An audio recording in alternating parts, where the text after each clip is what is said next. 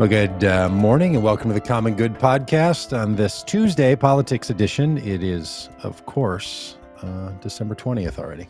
Hey, this is the day when I like to start saying, hello, darkness, my old friend. Because if you follow the winter solstice, if you keep up on it, today and tomorrow are the least amount of sunlight in the Northern Hemisphere.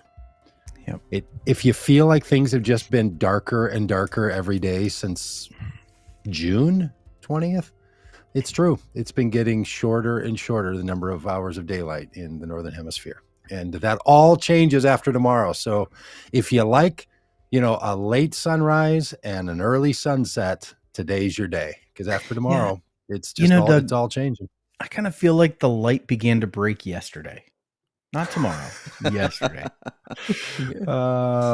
Morning has broken. Little preview there of the of conversation to come. I'm sure we're going to talk about the January 6th Commission today. Diane is already ready to go, she says, and nothing will happen. I think in response to the title of this, which is the January 6th Commission recommended criminal charges. And nothing will happen. Well, we appreciate the optimism, Diane. If someone is just charged with a crime, that tends to not leave their life.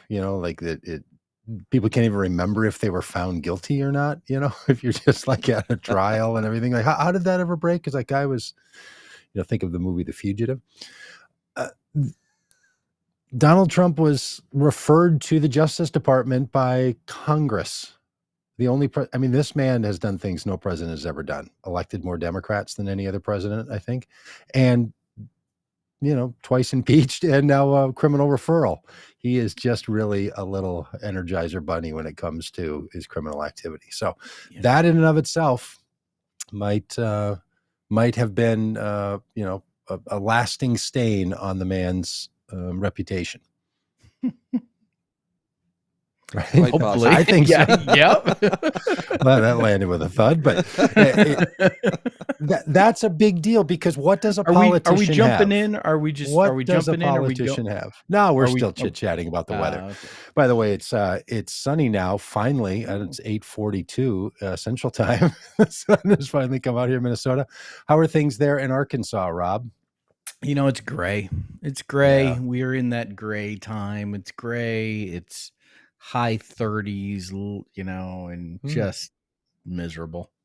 We don't have the joy of we get the cold, but we don't have the joy of a foot of snow to cover the dirt and the gray and the sadness and to paint everything gloriously white.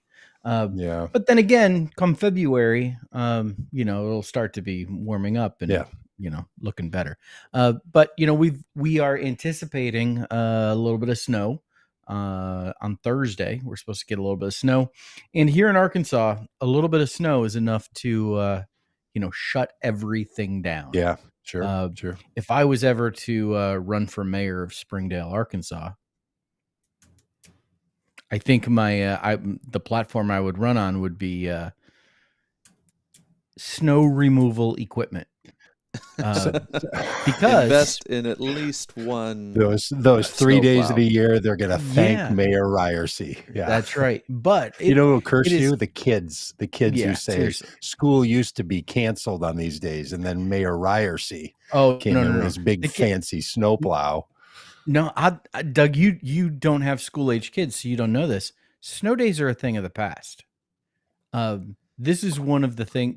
Because they go online? COVID killed snow days. Yeah. They schools. Yeah. They have. They can just pivot to go online? Mm-hmm. Yeah. Yes. No. Yeah. Yes. Snow days are a thing of the past. Yeah, COVID killed snow days. Breaking news here. That's on the what you run on right there. Yeah. You say, bring back the snow days. Bring back real snow days. No, but when we get zero parent votes. That's right. When we get 3 flakes of snow in the air, it will shut down our entire. Do you have a snow day follow-up question. It will shut down our entire town. What does Ted Cruz do with his daughters who, when it gets icy snow days and they have to go off to Cancun because it's just so hard to live through the icy days? You remember this 2 years ago? Yeah, I don't know. He flew the kids to Cancun when everybody's these days, are we? Yeah, because he flew his girls to Cancun when all of Texas was freezing and everything was shutting down and the pipes were breaking, and they caught him at the airport. And he said, well, when your daughters really just kind of keep leaning on you about going to Cancun, what do you do? Yeah. He had to get out of town because there was no school and there was nothing for him to do, and they were bored to death. Yeah. I don't know what would become of people like what this. What are your options? Yeah. What do you do now? Yeah. For sure. Yeah. Well, but we're anticipating congratulations on your announcement, Mr. Mayor. Is this let's do this. Let's do it. The idea that you would run for mayor of a town called Springdale is just like some Simpsons knockoff cartoon in the making. Well, that's right Springfield. There.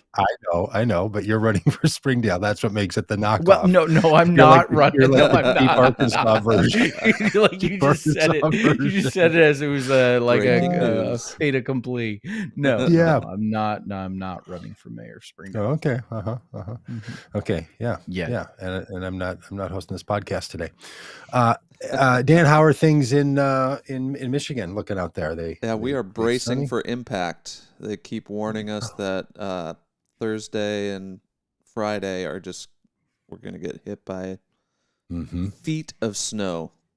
They're cyclone. Already preparing to cancel school by moving holiday parties to earlier in the week and stuff, which I feel is a bit presumptuous.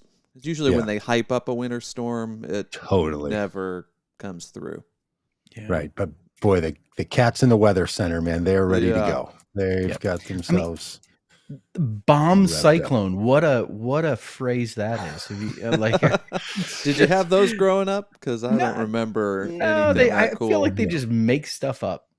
Just make it up. Yeah. Last year we had some thunder snow. Did you guys? Oh yeah. Any thunder? Yeah, we've had thunder snow here in Arkansas. Yeah. But they have new graphics for all of them. All right, so let's talk politics here. We're in that real in between period, right, where people who won their elections a month and a half ago are getting themselves ready. People that lost their elections or didn't rerun are just winding down and ready to leave office. A lot of state offices, a lot of county elected officials will be finishing up here in the next couple of weeks. Obviously, the Congress is going to swap out. When is it this year? Is it January the 3rd, 4th? When's the new Congress? One of those days in there. Yeah. So we're in that in between time. But we're also learning a lot of things about people that ran for office. And Rob, when you sent this little text last night, and then I saw a news story on MSNBC about this, this congressman elect from New York, Long Island, part of New York, is apparently just an absolute fictional person. Yes. A fictional person. He's not even real. Maybe if folks aren't familiar with this story, this is a story that broke in the New York Times yesterday about George Santos, who was elected to Congress in New York and Long Island. Let me just read a little bit of this story to folks. George Santos, whose election to Congress on Long Island last month helped Republicans clinch a narrow majority in the House of Representatives, built his candidacy on the notion that he was the full embodiment of the American dream and was running to safeguard it for others. His campaign biography amplified his storybook journey. He's the son of Brazilian immigrants, the first openly gay Republican to win a House seat as a non-incumbent. By his account, he catapulted himself from a New York City public college to become a seasoned Wall Street financier and investor with a family-owned real estate portfolio of 13 properties and an animal rescue charity that saved more than 2,500 dogs and cats. That's a nice touch. A guy. Wow. Incredible. Nice touch. Congratulations. A New York Times review of public documents and court filings from the United States and Brazil, as well as various attempts to verify claims that Mr. Santos, 34, made on the campaign trail, calls into question key parts of the resume that he sold to voters. Basically, he made it all up. Everything. Yeah. Citigroup and Goldman Sachs, the marquee Wall Street firms that Mr. Santos campaigned. He didn't go to Barak College that he claimed to go to. Little evidence that Friends of Pets United was ever a tax-exempt organization. Questions about where his salary came from, his $750,000 salary, the company that he now runs has reported earnings that are exactly in the same range of the salary he has reported. And there's a number of things from he was arrested in Brazil for stealing a checkbook and fraudulently using a checkbook from someone at the very same time that he claimed to be in college in New York. He was out of money and was being evicted from an apartment, and during that same time he held a fundraiser for the animal rescue charity that he had, and then never the beneficiaries of the fundraiser never got the money that was promised to them. Of course. Just on and on and on. He claimed on Twitter to be a landlord, and yet there's no evidence that he's ever owned any property anywhere. I mean, just on and on and on and on. And here's the thing, again, so much of this stuff, and we see this with Donald Trump too. There's one thing of you've got the bluster and the exaggeration. Okay, he got caught exaggerating his resume. What's the harm in that? Okay, right. We're gonna make fun of him a little bit for it, but come on, it's not the end of the world.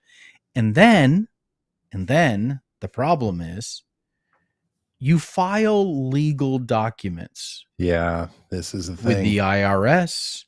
You file financial disclosure forms with the House of Representatives when you are elected, when you're running for office, and when you're elected.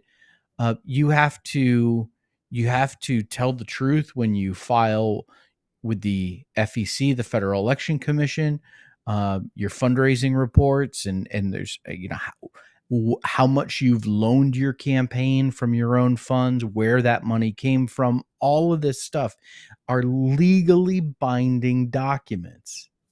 And this guy, it's one thing to exaggerate a bit on your Tinder profile or even your campaign website. When you exaggerate on legally binding documents with the IRS, with the House of Representatives, with the FEC, you're a whole other territory. It's a whole different ball of wax. Yeah. And there's just a big question about where did all the money come from? And he made a bunch of trips to Florida. Mm-hmm. And spent a bunch of money just right up from Mar-a-Lago. And so here's the wild thing about this. This guy won his election in a seat that had been previously held by a Democrat who chose not to run for re-election. He also ran in 2020 on the same resume and lost, and then ran again in 2022 and won. How is it possible that the sitting congressperson who he ran against in 2020 when he lost, that his team didn't do any opposition research on this guy to find this out? Do they not really say hey, you went to this college, let's find some people that went to college with you and just kind of see what's up, or let's check the property that you say that you own and see if you're following landlord rules. Let's check at your work situation and find out if it's reasonable. Nobody who rented to him and then had 2 different times had to file evictions because he couldn't pay his rent.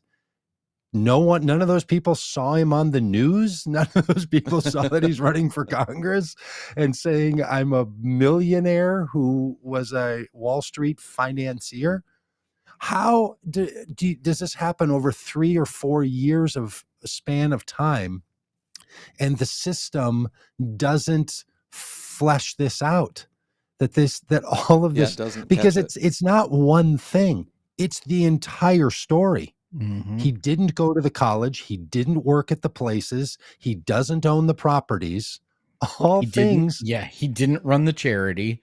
You know, he didn't run the charity. So I truly don't good for the New York Times, right? Spending some time and hunting around and putting out this big expose in classic New York Times fashion. Like, we're not saying the man fabricated it. We're just saying there's no evidence that any of it's true. I mean, just the most smug. Misrepresented a number of his career highlights. It appears that he might not be totally honest in every way. Yes.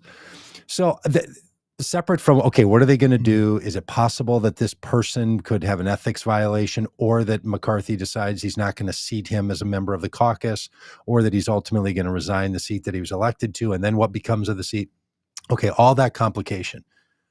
But there's another side of just the due diligence of his Democratic opponents. Yeah. Truly, I don't understand that. How you can get away with it. Yeah, I'm this level of just bluffing, and no one ever like tracked the guy and said, "Oh no, I followed him home. He lives with he doesn't live. He doesn't it's do exactly like the movie Catch Me If You Can. We were talking about this before we got on air, but it's Leonardo DiCaprio and Catch Me If You Can just blustering his way through. All of a sudden he's a congressman. And no one calls his bluff until it's too late, and now he's in. I mean, Doug, I have worked on campaigns where I have done opposition research. I did some work on a gubernatorial campaign for a candidate that was running against someone who has a rather famous father, and I dug up some stuff. I found some stuff that I thought the campaign ought to use. And it was just spent some time like trying to connect the dots. And I've worked with organizations that have endorsed congressional candidates. And before all of those endorsements, I, as the executive director of that organization, would have a call with the candidate, and I would say, listen, before we go public with this is like the final gut check. Is there anything I need to know? Like, is there anything that what's true? This is the skeletons in the closet question. And, I had some hilarious things told to me. I had a candidate tell me that in college, she was the front person of a punk band that had the F word in its name. I had a congressional candidate tell me that she was barred from going to the country of Australia because of her activism. I had a candidate tell me that he was involved in an open marriage. I mean, it was like I had someone tell me that he spent time at Rikers Island, and told me a whole story of how he was arrested and sent to Rikers.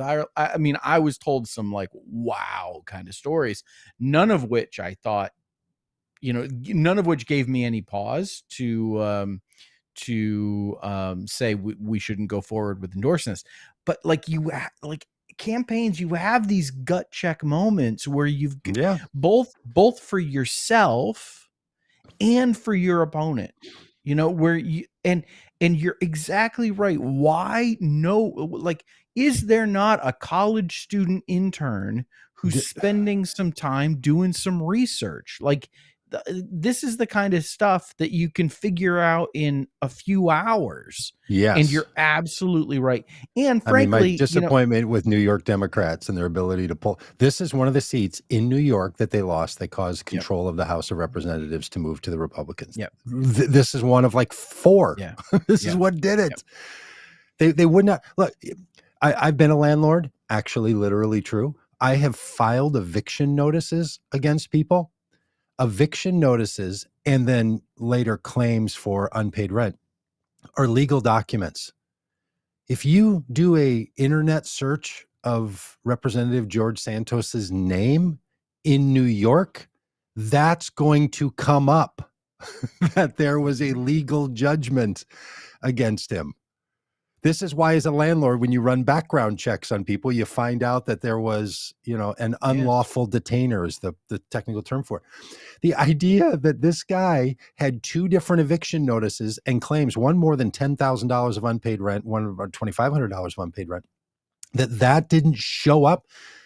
He ran for Congress twice and won, and people weren't doing the basic level of, has he ever been charged with a crime? Any legal documents that have his name attached to them? Anything like this is so unbelievable to me. Now, maybe they did know it and they tried to get it out and nobody cared. I don't know that. I mean, the New York Times article doesn't go into that. It seems to suggest that this is the first time that they've known about it. But I would imagine that if voters in that Long Island district saw that the guy was in whole cloth fabricating a background, right? Yeah. I mean, the only thing missing from this biography is military service, right? And that's what no pun intended here, torpedoed the campaign of a guy in Ohio who was running a very tight campaign against Marcy Kaptur in the Northwest Ohio corner. Very tight campaign, to the point that we were talking about going there and doing some events on behalf of Marcy to help her win re-election. And then a couple weeks before election day, the news broke that he had fabricated his military service story. He had made it all up. Wow. And his campaign was over. It was over. Well, there's things you can lie about. Military service is not one of them. Yeah. Running a pet charity, you can lie about one that. Of, that's actually one that you can get away with. Apparently, the guy. Well, I mean, this is what I'm getting at. The man lied about this very thing, and nobody really checked on that. Right? And if that had become public, I don't think that would have been a deal breaker for voters. Yeah. Oh, I do. I do. I think. Listen, people and their pets, man. People and their pets. Yeah. These are Republican voters. Look, and the guy put together a package of like who he is, right? He's like, hey, I'm Brazilian, but my mom is Jewish. So now I'm a immigrant, Jewish, gay, Republican. But he also hangs around with the white supremacists and went to the white supremacist meetings. So this Republicans are going to now vote for a guy who's so unusual and so unique. And it's only these unique candidates that are going to make all of this possible for him to win in a what's been a typical Democratic district. But something happened in New York across the board where voter turnout didn't manifest itself the way it did in the rest of the country. And that is so shocking in a state that for all of the issues that we believed were at the center of motivating voters, that people in New York and around the city, I'm not even talking about outstate New York, out New York, upper state New York. Upstate. Thank you. Thank you. Talking about like in and around the city, this guy in Long Island, the other guy over in Queens, like people losing these seats where voter turnout didn't happen in places where there should be a solid turnout mechanism. And instead they can't even do the basic things, like the person running the House re-election committee loses. And this person who's not only totally unqualified, but lied about it. So that's the kind of thing that is utterly stunning. And then to your larger point, Rob, the number of candidates who totally fabricate things about their background when running for office is stunning to me. Stunning and shocking. Yeah, you had Herschel Walker just making stuff up about being a Texas Ranger or whatever. Being a sheriff. I've got a real badge. They gave it to me. Mehmet Oz saying that he's from Pennsylvania or lives in Pennsylvania. People and Herschel Walker like that, lying about, like, misrepresenting where they live.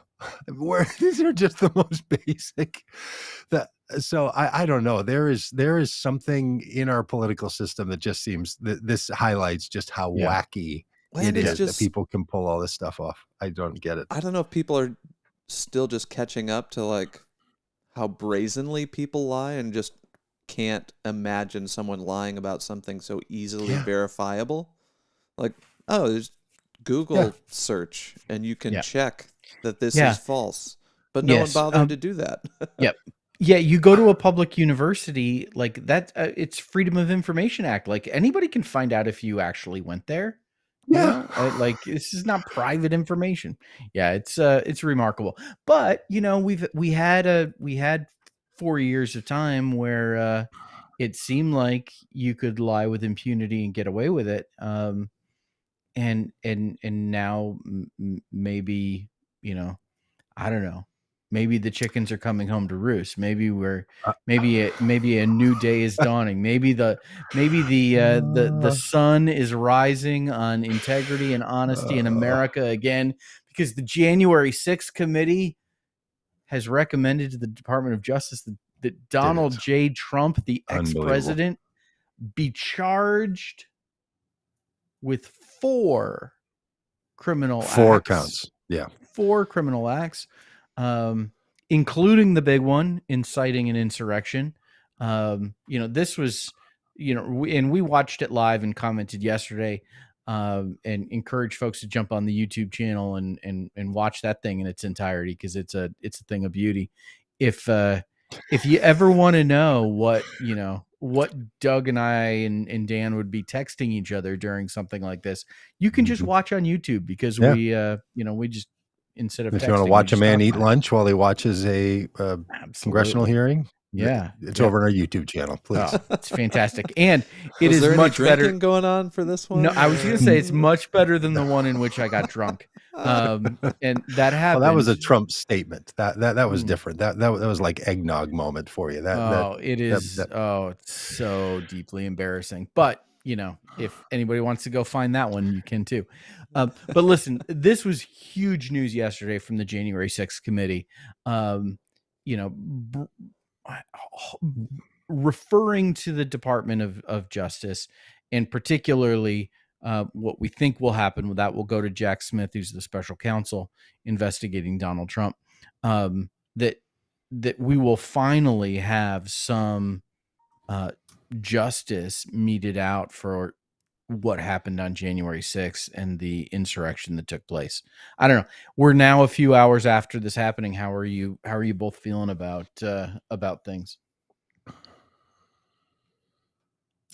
Well, my expectations are, I'm trying to modulate them, because I don't think ultimately that the country is going to feel like justice was delivered. I think this is going to feel closer to a little mini version of the South African Truth and Reconciliation Committee, where it wasn't about retribution and it wasn't about punishment. It wasn't even about prevention of an individual from doing it again. It was bad things happened in our nation systemically, and we need to talk about those things so that we can all be freed from that as the only possible, repeating pattern. So I think it's going to be, I think that that's the value of this. I think to focus on, will these same details be turned into an indictment, and an indictment then will go to charges that will ultimately end up in court before a judge and a jury? I don't think that's going to happen. Yeah. I think the Justice Department is going to be in a constant negotiation with the former president, because he is the former president. And truth be told, every person needs to be treated justly and fairly. And one of the realities of a person having been a president of the United States is that the country expects them to be offered a certain amount of courtesy and deference. Yeah. And so that's factored in. It's just factored in, right? I mean, you can pick all your reasons and say equal justice means every single person is treated the same. Look, we know that children are not treated the same as adults, right? We know that a person with dementia who does an action is not treated the same way as someone without dementia, right? There's all kinds of factors that play into a decision about how someone's going to be responded to. A former president committing crimes while president, that is something that the country deals with on a very rare basis. And there's a lot at stake beyond that. So what's the value of the Justice Department? Now, I think at this point, the Justice Department has to put together some kind of an indictment, and something has to move forward, because now you can't leave this information out there. I heard a great analogy about this yesterday. They said, look, if you have video footage of a crime being committed and you put that up on the internet, now we can all imagine times where that happened, right? I think about George Floyd being murdered by a Minneapolis police officer a few miles from where I'm sitting, and the young 16-year-old girl who shot that video. When she released that on the internet, that didn't have any obligation for the state of Minnesota to press charges against the officer who killed George Floyd, right? Didn't force them to do it. But once everybody saw that video, they were like, you had better do something. Mm-hmm. Yeah. It forced it to happen, not because there was a technical requirement that made it happen, but because once a prosecutor sees that kind of evidence, they're like, oh, we're going to dig down deeper on this and something's going to happen. So this idea, the January 6th committee can't force the Justice Department, but what they did is they put all this stuff out in public, and now the Justice Department also has to weigh that. They have to weigh, okay, now people know what Trump did. They've literally listened to the audio, and now what are they going to do? Yep. So this is the conundrum that now the country is in. And it's not, the committee did the right thing. That's what they had to do. But I think the answer moving forward here is not as simple as, well, then you just, you have an indictment, and you get a grand jury and an indictment, and then you arrest the man, and then you set a court date, and then you lock him up. Like that's this is frankly, this is not how most arrests even work for all kinds of crimes. Federal crimes, over the top, 98 some percentage, some high percentage of all federal crimes never go to trial. Right. Because that's not how the system that's how the system is designed, is to deal with them without going to trial. So how is this all going to play out? I don't know, but the public's eyes are now open to this, and there's just no going back. Yeah. Yep. Now, Donald Trump has begun his defense in the court of public opinion. We'll see how that goes. There's two things I want to talk about. One is the defense that he's actually making, and then the other is the defense that he should make. So this is the defense that he is making. This is what Donald Trump fake tweeted, or I mean, what is it? Truth. He truthed it. This is his truth that he posted yesterday, and leaving the incorrect use of capitalization aside. This is what he said. The fake charges made by the highly partisan unselect committee of January 6th. Unselect. Zing. have already been in front of things, and I'm rubber, you're glue legal responses. It's unbelievable.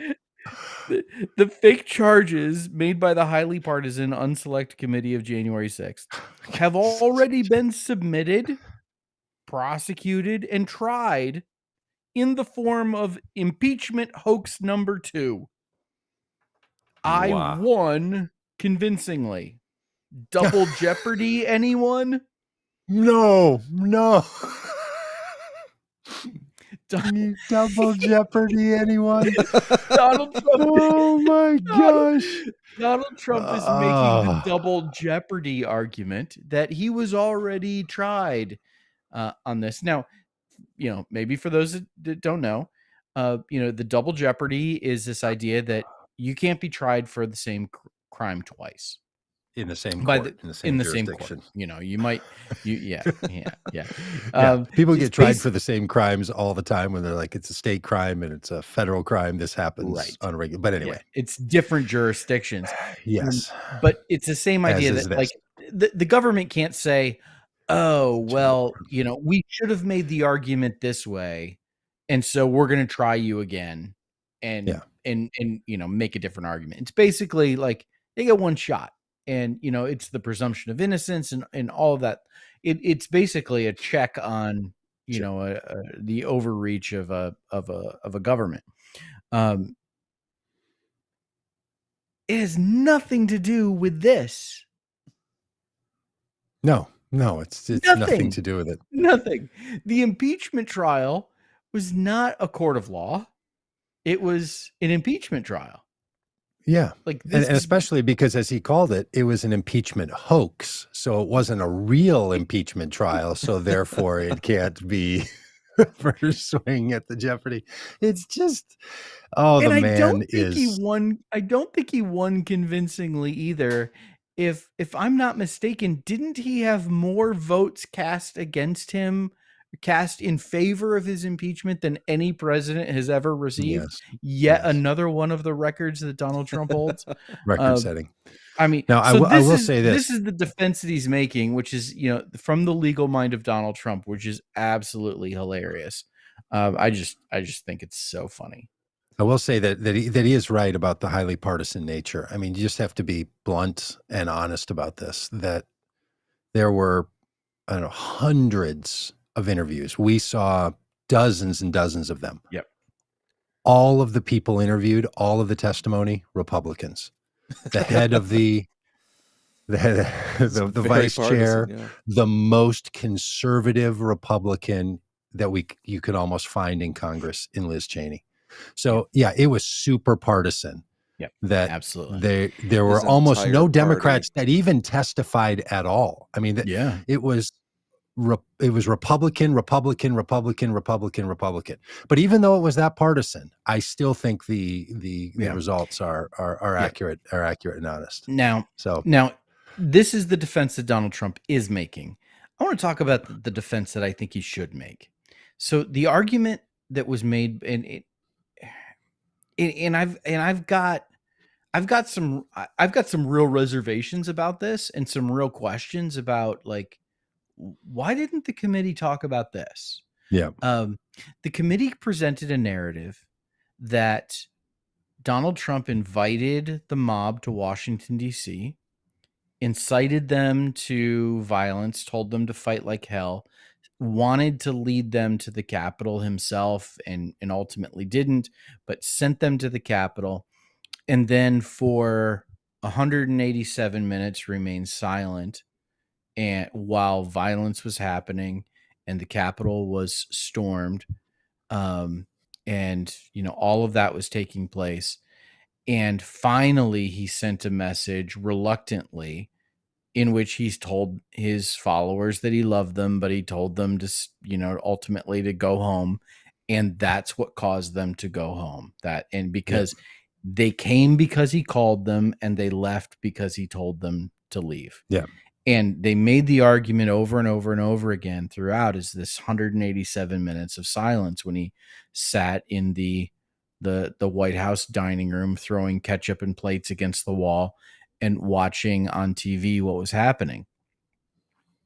That's the narrative that was presented. 187 minutes of dereliction of duty. Now, because Donald Trump's Twitter account has been reinstated by Elon Musk, I was able to go on his Twitter account and look at his tweets from January 6th. And these are two of his tweets from January 6th, 1:38 p.m., which might be 2:38 Eastern time. These might be showing up as Central time for me. But he tweeted this: Please support our Capitol Police and law enforcement. They are truly on the side of our country. Stay peaceful. And then at 2:13 p.m., might be 3:13 p.m. again, I'm not sure about the time zones. He tweeted, I am asking for everyone at the U.S. Capitol to remain peaceful. No violence. Remember, we are the party of law and order. Respect the law and our great men and women in blue. Thank you. So if I'm Donald Trump and his legal team, I'm making the argument that, wait a minute. First of all, you're saying that these people are mind-numb robots who are just going to do anything I tell them to do. They came to DC because I told them to. They fought like hell because I told them to, and they left the Capitol because I told them to. Well, here's two examples of me telling them to stay peaceful and to not use violence. Why didn't they listen to that?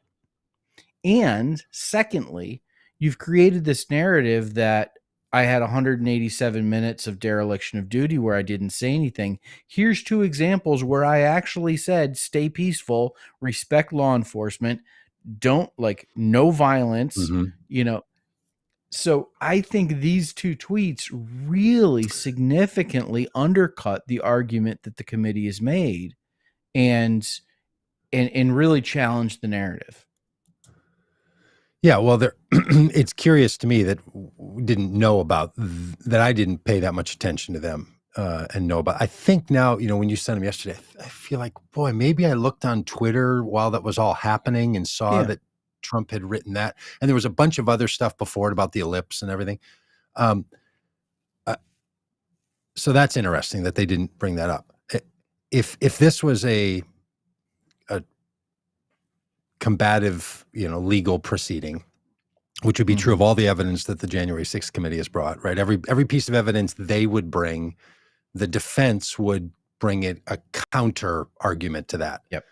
Not Donald Trump style, where they would say the unselect committee or, the unevidence that you brought, but they would create another story. So that's what you do that's what lawyers do in a trial and so on. So they're going to persuade a jury as to which story you're going to believe. These don't actually help, though, because what they're going to say is, okay, at 1:38, you had concern that there was going to be violence. Why did you have this concern that there was going to be violence? Oh, that's interesting. This is what I would nice headline. So the headline Dan just put up is Trump did not want to tweet "Stay peaceful" during the January 6th riot. Key former aides. The second thing I was going to say. Okay, so one is you had concerns. What did you respond? Secondly is, did you type those tweets? Okay. Now, to your point, Rob, that doesn't change anything about the fact that if just putting out a statement is what people are responding to, someone would know if he wrote them or not. So the argument that they're mindless robots, foot soldiers, he's the general, they clearly did not follow his orders. Now we're into it right at the climax of A Few Good Men. Did you or did you not order the code red on Private Santiago? Because if people listen to what you say, why was he in any jeopardy, right? That whole bit from that great movie. The third problem, though, with this is, first being, you saw there was a problem. Second, did you really write it? The third was, why didn't you write anything after 2:13 p.m.? Why did you stop writing things? So if you thought it was important to say this, when the violence became evident, why didn't you continue to write anything? So in that sense, this is what's going to happen in the conflictual environment, right? And if there's some trial. But I think you're right that the committee should have balanced those statements with what happened once the violence, if that's the point that they're making, that he didn't act once the violence had started. Because the thing that's confusing here is that here's a guy who is saying, take down the magnetometers. Am I saying that right? metal detectors because people won't come closer to my speech because they're carrying weapons, and he knows that. And he's like, take down the metal detectors because they're not here to hurt me. Yeah, because they're not here to hurt me. Yeah. And he then grabs the steering wheel and tries to redirect the car to go to the Capitol against the wishes of the Secret Service in a physical altercation. They don't want him to go because it's dangerous. So now you have a climate in which Trump is admitting something about it being dangerous. So this is what's going to go on. But it's a really good reminder from you that, look, a trial is going to be different than a hearing. Yeah. When the defense is going to stir up all kinds of stuff like this and say, this isn't the only information, and maybe it's confusing, and maybe you don't understand this. So this is what's going to happen in any kind of a trial. And listen, which is not going to serve anyone well, especially not Donald Trump. I mean, can you imagine if that guy then had to get on the stand? If there's an indictment brought and he's like, I now have to, we're now gonna, because as soon as you start using his words like that, now they get to cross-examine him, and oh my gosh, it's just that would be wild. It's as unthinkable as the Trump administration has been, and the Trump presidency, and the debacle that he has brought to the United States of America. That would be unthinkable.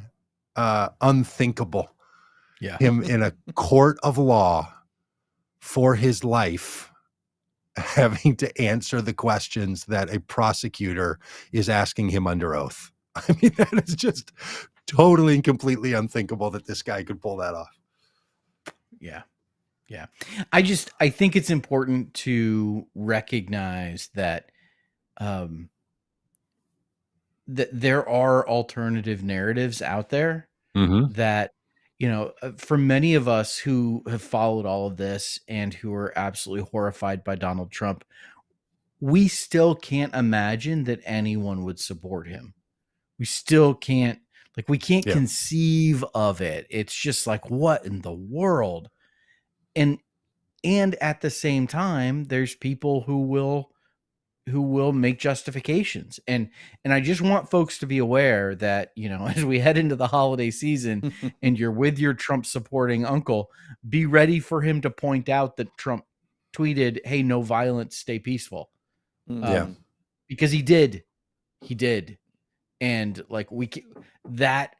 it's an inconvenient truth that needs to be incorporated into the story. No, for sure. And I don't even think I think it should just be incorporated in. He tweeted something, and then with the power given to him as the president, he did not use that power to enforce peace.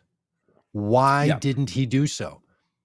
And as I've said lots of times, if he believed, as he said, that this was Antifa doing it, then it's even more confusing why he doesn't want to stop Antifa. Why does Donald Trump want to allow Antifa to attack the Capitol? Is a question that I don't know why that can't be answered. If that's because he didn't then act. So tweeting about it is not enough. And to say, as people often do, he said nothing and did nothing. He didn't in the 187 minutes from when they start a clock to, when they finish. He said a lot of things before it, and a lot of confusing messages on all of this.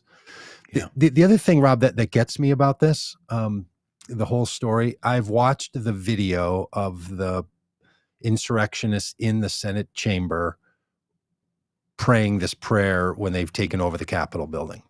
Yeah. We've seen it. People can find it online. It's brutal to watch. One of the lines, two of the things that happen in it. One of them is one of the insurrectionists is talking to a police officer who's standing with them in the Senate chamber. And he's describing to him how far back the crowd goes and how many more people are coming. And they're just chit-chatting about it. And then the person leading the prayer, often referred to as the QAnon shaman, that guy has a line in his prayer where he says, "Thank you for giving the wisdom to these police officers for allowing us to come here." there is the very real violent story of overthrowing the police brigades and the lines and violent attack. And many times these people got in the building and ran into no resistance from those officers, and they moved out of the way and ushered them through. Yes. And that's a piece of the story that is still not being told. And I'm not saying why there wasn't better protection or why they didn't do something, but not all of the insurrectionists were met with a force from the police force. Mm-hmm. And so this idea, hey, don't harm them. They're with us. They're going to let you all through. This is another narrative that when it was happening, I remember saying, like, yes, are these Capitol Police in on this thing? Like, are they ushering? What is happening? Remember how confusing it all was? Yeah. Because it seemed nearly impossible. Even when you saw the live footage of them, the officers are just standing there. You know, now, obviously some people were beaten and all that. So the two things are both true. Both of those realities were happening. It's a very big building. People were coming in multiple big doors and through windows. So there was a lot of conflicted narratives. But this is another piece of it that somebody really should get to. And I hope that the Republicans will go down the road when they have control of the House, or that the Senate will do it and start to investigate some of the other TikTok minute by minute happenings and how these people got in there, and some investigation as to what their experience was. Because so his tweets might fit in that world, right? As they're not the people you're going to attack, and stay peaceful and just go in and, and then that changed once they met some levels of resistance. Yep. But you're right that, okay, so Trump did tweet before. Well, yeah, he tweeted apparently this. After the he tweeted "Stay peaceful" just 14 minutes after tweeting that Mike Pence had failed everybody and didn't get it done, and that's so he threw gas on the fire, and then 14 minutes later, some staff apparently were like, "You have to say something." Okay, so you're saying that the details of this are that after he tweeted, Mike Pence didn't do the right thing, and they all went bonkers. That's 14 minutes later is when he tweeted out the "Stay peaceful." Yeah. Okay, well, that's a really important point. Yeah. Yep. Yeah. I just want us to be careful that we don't miss some of the nuance in the story because of our dislike of Donald Trump. And why do you think they've been painting Trump as this mastermind of a political coup in a sense. I just don't think there was that much forethought into this. I think it got away from him. Yeah. I think it was, we're going to march there. We're going to make a scene. Well, if Kellyanne Conway's comments reflect the reality, the next day when she said that yesterday was nuts, which is also not the way I'd characterize it, but she said, I would say it was violent and it was insurrection, but she said it was not. And Trump's like, no. They were just really upset. So it didn't even to him the next day or that afternoon, because the report of him leaving the portico, walking through the portico and just still like not being bothered by what just happened in the Capitol, shows that his level of expectation about what would be a good outcome was not undone by this violent activity. And that's concerning. But it is something that after all the times that we've heard 187 minutes dereliction of duty, they didn't do anything, that they don't say, other than sending one tweet, 14 minutes into it or something, that's all you did. That just feels like something they should have been saying and should have been in the timeline the entire, for the entirety of it.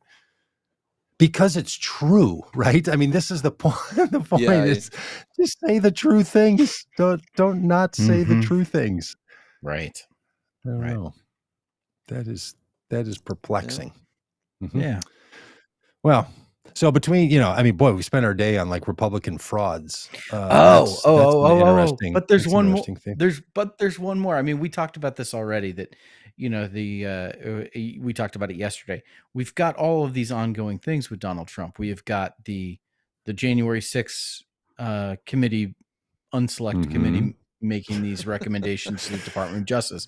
We have special counsel Jack Smith investigating Trump stealing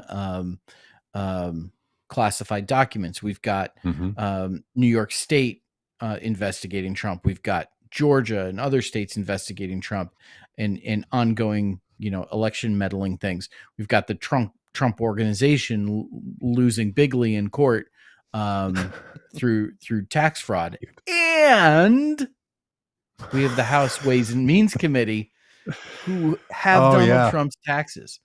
And they are meeting today, apparently, to vote on whether or not they're going to release Donald Trump's taxes to the public. This is a huge, huge vote. If they make a determination that there's public interest that allows them to do something that would normally not be allowed to happen, which is any government official or anyone releasing someone else's taxes, that's going to be a major statement. That there would have to be something. They've seen all the taxes. There would have to be something in those taxes that make the release of those public interest for a person who's now no longer president and is just a private citizen. There's going to be candidate. He is a presidential candidate, but is the legal requirement of releasing someone's taxes is not that the person is a presidential candidate. There has to be a compelling public interest of some kind. And this is what they're going to be debating, that has something to do with why the committee would say, as a committee of the federal government, we make a determination that there's something of value here for the American people. That's going to be a major, major statement. So if they release them, there's something in them that people will definitely be thrilled to have learned. There's something in massive. I mean, it's what we're going to learn is exactly what Michael Cohen. I remember when Alexandria Ocasio-Cortez was questioning Michael Cohen in some committee hearing, and she was asking him about the practice that Donald Trump had of inflating his income to get on documents to get loans, inflating the value of property to get loans, and then deflating the value of the property to avoid paying taxes. And basically what he was doing is on the same property, he was reporting its value in two different ways, contradicting itself. And she was asking him about this, and he was describing this practice, and, clearly committing perjury, Donald Trump committing perjury in either to the IRS or on these bank documents, both of which are legal documents. Again, going back to the Congressman Santos discussion, you can't just lie on this stuff. You can't just exaggerate on this stuff. You can't just say whatever you want. And so I think what we're going to see in these documents, it's going to be more than just he paid so little in taxes, which frankly, most people give a hip hip hooray to, because we all want to figure out how to have how to pay as little as possible. Like that's, we all wish, there's an aspirational thing of we all wish we could, find the loopholes. That's there's got to be more than just that. It's got to be that there's some kind of conflict of interest, money to conflict of interest, or tax fraud or bank fraud, tax fraud or bank fraud. Yeah, exactly. Yeah, but look, when somebody's aspirationally going to say, "I think it's great when you don't have to pay taxes," but when you have to drop a $1,743 check into the mail on tax day, and Trump doesn't, it's a little hard for people to be like, good for him. Yeah. And now I'm going to send him $99 so I can have a digital version of lasers coming out of his eyes. There's a story here that just continues to be fraud and criminality and not doing the things that other people do. And none of that sounds and feels presidential. And we've all gotten real tired of the show and of the game. And so if his taxes are released, that is death knell. I mean, there's a reason he fought so hard to be keep them from being irate. Yeah, that's right. Do you think this is something that actually convinces some of his most strident followers that he is a crook? Or is this just another, it's a witch hunt, they're out to get him, he's just a shrewd businessman? Yep. Yeah, you lose 5, 7, 10% of people that used to say, he was just good and he was capable and people just didn't see it, to, okay, maybe it's not all there. Maybe that's what's going to happen to people. And I've watched it happen with loved ones of mine, people that were, Trump signs in their yards. And then they're like, okay, yeah, he just really shouldn't have done. Like it's just starting one little caveat at a time.